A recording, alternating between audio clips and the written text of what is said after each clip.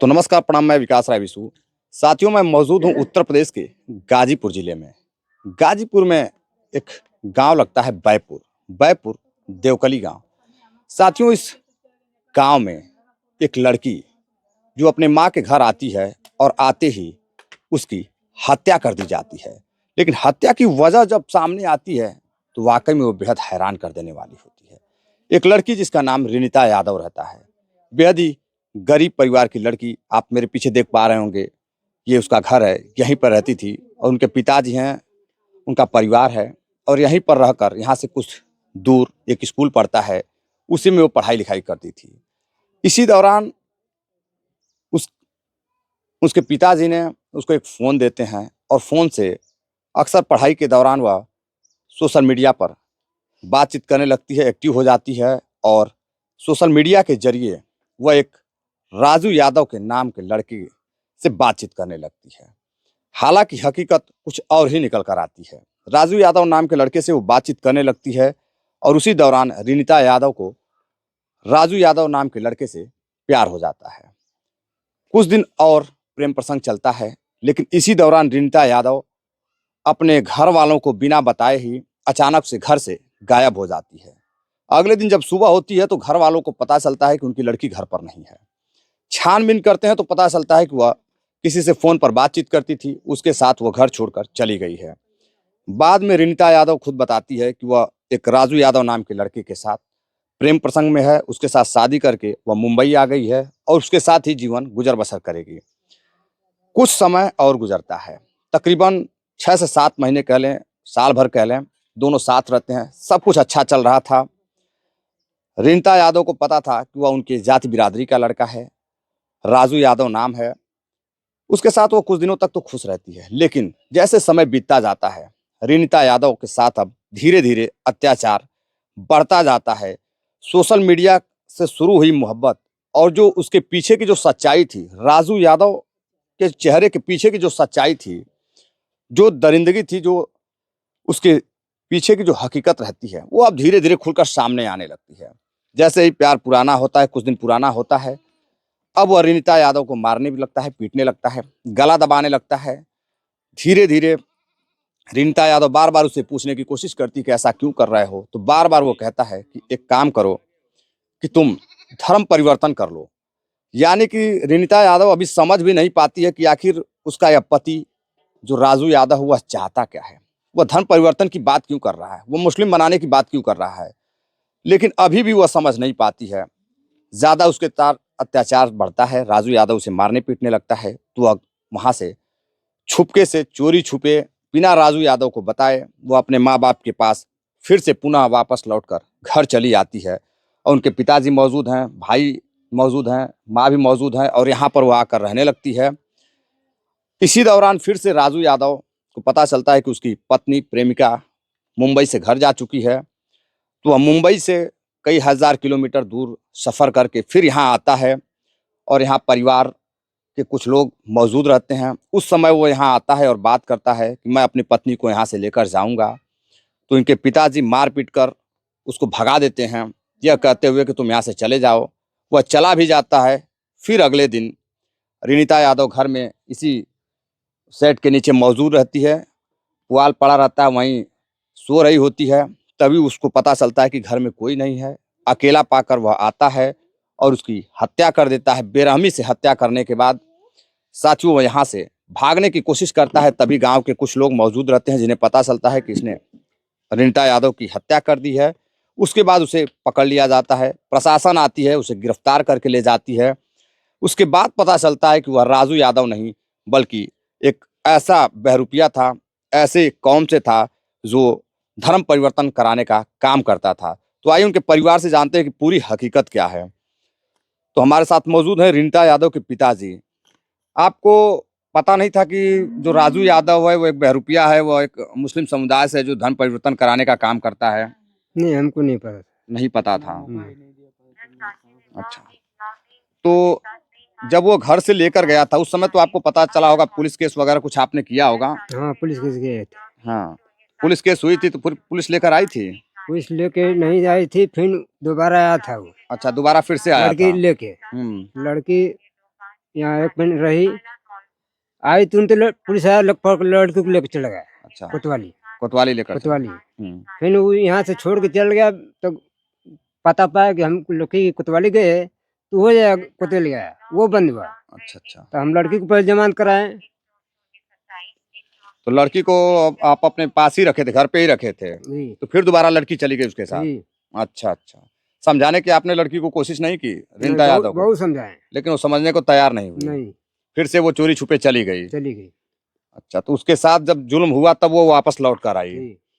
हमारे साथ उसके भाई भी मौजूद हैं, भाई से भी जानने की कोशिश करेंगे कि आखिर क्या मामला था। आपको भी नहीं पता था? नहीं, हमको नहीं पता। आप किसी केस में जेल में बंद थे, तो शायद वो छुड़ाने के लिए भी आप गया था आपका? जी, वो वकील बन के आया था। वकील बन के आया था, छुड़ाया भी था आपको? नहीं, हाँ, हमको नहीं छुड़ाया था। छुड़ाया नहीं था। उस समय भी आप लोगों को नहीं मौजूद पता चला कि वो एक बहरूपिया है जो ढोंग कर रहा है, बहन बेटियों के साथ खेलने का नाटक कर रहा है। जब तक हमारा टाइम आया छुड़ाने के लिए, तब तक वो लेके यहाँ से उसको फरार हो गया। यहाँ से वो चला गया था। तो साथियों, सबसे बड़ी चीज़ है कि यहाँ पर एक बूढ़ी माँ, बूढ़े पिता मौजूद हैं, जिन्होंने अपनी बेटी को संभालने की कोशिश की, लेकिन कहीं ना कहीं रिंटा यादव उसके बहकावे में, उसके झांसे में आकर के वो अपने परिवार को छोड़कर चली गई और आज वह इस दुनिया में नहीं है। लेकिन सबसे बड़ी चीज़ है कि प्रशासन पर सवाल खड़े हो रहे हैं। लोगों का कहना है कि प्रशासन घर पे आती है, बॉडी को पोस्टमार्टम के लिए भेज देती है, लेकिन कुछ सबूत जो उसे सजा दिलाएगा, सजा दिलाने का काम करेगा। जैसे उसने रिंटा यादव की नसें काट दी थी, आंखों में चाकू मार दिया था, घर परिवार वालों का ऐसा मतलब कहना है। सामने चाकू रखा हुआ है जिससे उसने उसकी नसों को काटा था, यही वो चाकू है, आप देख सकते हैं। और इसको प्रशासन अभी भी यहाँ छोड़कर चली गई है। तो देखिए, प्रशासन की साफ तौर पे गाजीपुर प्रशासन की लापरवाही देखिए। यहाँ पर वो चाकू है और मैं चाहूँगा कि परिवार के लोग उसे दिखाने की कोशिश करें। देखिए, ये चाकू है और उस पे खून लगा हुआ है, देख रहे हैं, ये खून लगा हुआ है, इस पे ब्लड लगा हुआ है और प्रशासन इसे सबूत के तौर पे ना तो लेकर गई है और समझ में नहीं आ रहा है कि देखिए, इस एक चक्की है जिस पे मसाले वगैरह पीसे जाते हैं, देखिए किस तरह से खून लगा। इसी पर उसने रिंटा यादव के सर को लड़ा कर मारा था। आइए हम उस जगह दिखाते हैं जहां पर उसने मारकर कंबल से लपेट दिया गया था। देखिए, यही वो जगह है, यहाँ पर रिनीता यादव सोई थी। यहाँ पर धान का जो पुआल होता है वो पड़ा हुआ था, यहीं पर वो सो रही थी अकेला पा करके। सुनसान समय निकाल करके उसने और उसकी हत्या कर दी। यहाँ पर काफ़ी खून भी लगा हुआ है, छटका हुआ है। लेकिन साथियों, सबसे बड़ी चीज़ है कि रिनीता यादव आज इस दुनिया में नहीं है, लेकिन ऐसा किसी और बहन बेटियों के साथ ना हो और ऐसे अपराधियों को, ऐसे दरिंदों को कम से कम फांसी की सजा तो होनी ही चाहिए, क्योंकि फांसी की सजा होगी प्रशासन जब सबूत इकट्ठा करेगा और उसे कोर्ट में पेश करेगा। और साफ तौर पे दिख रहा है कि कुछ सबूत ऐसे हैं जो यहीं पर पड़ा हुआ है। परिवार वालों का कहना है कि प्रशासन, गाजीपुर की जो प्रशासन है, भी लोग हैं, उन लोगों ने पैसा लिया हुआ है और पैसा लेकर के कार्रवाई नहीं कर रहे हैं।